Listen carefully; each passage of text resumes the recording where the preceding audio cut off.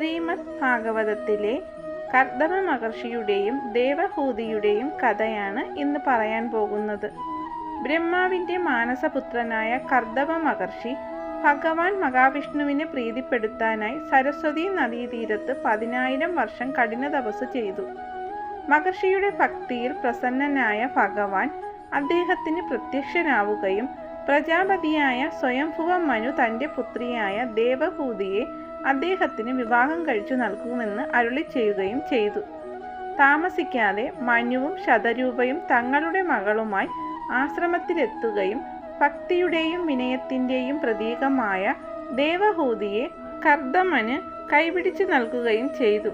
രാജകൊട്ടാരത്തിലെ സുഖസൗകര്യങ്ങളിൽ വളർന്ന ദേവഹൂതി കാട്ടിലെ കഠിനമായ സാഹചര്യങ്ങളിലും തൻ്റെ ഭർത്താവിനെ അതിയായ ഭക്തിയോടെ ശുശ്രൂഷിച്ചു. വർഷങ്ങളോളം നീണ്ട ആ സേവനത്തിൽ പ്രസന്നനായ കർദമ മഹർഷി തൻ്റെ തപോബലം കൊണ്ട് ഒരു ദിവ്യ വിമാനം നിർമ്മിക്കുകയും അവർക്ക് 9 പുത്രിമാർ ജനിക്കുകയും ചെയ്തു. എന്നാൽ ഭഗവാൻ മഹാവിഷ്ണു തന്നെ അവരുടെ പുത്രനായി അവതരിക്കുമെന്ന് മുൻപേ വാഗ്ദാനം ചെയ്തിരുന്നു.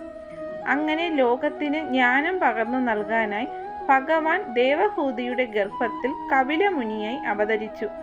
ഭഗവാന്റെ ഈ അവതാരത്തോടെ തൻ്റെ ലൗകിക കടമകൾ പൂർത്തിയായെന്ന് മനസ്സിലാക്കിയ കർദമ മഹർഷി തൻ്റെ പുത്രനിൽ ഭഗവാനെ ദർശിക്കുകയും അനുഗ്രഹം വാങ്ങി വനത്തിലേക്ക് തപസ്സിനായി പോവുകയും ചെയ്തു. പിതാവ് പോയതിനു ശേഷം ജനിമൃതികളുടെ ഈ സംസാര സാഗരത്തിൽ നിന്ന് എങ്ങനെ മുക്തി നേടാം എന്ന് മാതാവായ ദേവഹൂതി തൻ്റെ പുത്രനായ കപിലനോട് ആരാഞ്ഞു. അപ്പോൾ കപിലമുനി തൻ്റെ മാതാവിന് ഉപദേശിച്ചു നൽകിയ അതിമനോഹരമായ ജ്ഞാനമാണ് സാംഖ്യയോഗം. ഭക്തിയും വൈരാഗ്യവും എങ്ങനെ ഒരു മനുഷ്യനെ പരമാത്മാവിലേക്ക് എത്തിക്കുന്നു എന്ന് അദ്ദേഹം ലളിതമായി വിവരിച്ചു കൊടുത്തു.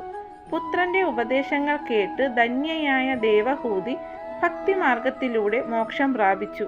ബാക്കി ഭാഗം നാളെ പറയാം കേട്ടോ. എല്ലാവരും ചാനൽ സബ്സ്ക്രൈബ് ചെയ്യണേ.